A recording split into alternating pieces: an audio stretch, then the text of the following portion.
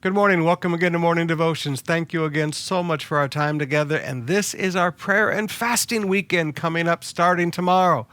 I know many of you have been out of town for the last 2 weekends and services, but let's all be here now. Friday, Saturday, Sunday.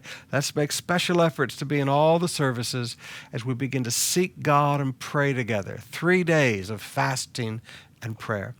Right now, I want us to come back again to the Phillips translation in our 30-day challenge. To Matthew chapter 5, beginning with verse 1, what we often call the Beatitudes. Let me read it to you, Phillips translation. When he saw the vast crowds, he went up on the hillside, and after he sat down, his disciples came to him.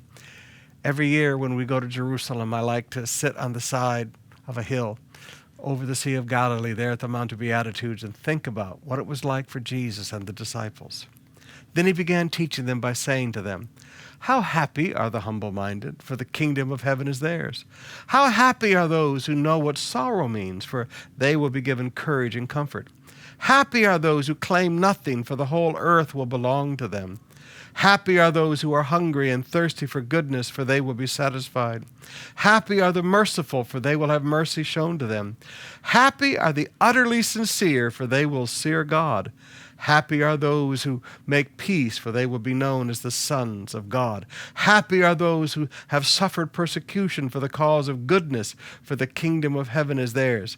And what happiness will be yours when people blame you and ill-treat you and say all kinds of slanderous things against you for my name's sake. Be glad then. Yes, be tremendously glad, for your reward in heaven is magnificent." But let me back up to just the one. Happy are the utterly sincere, for they shall see God.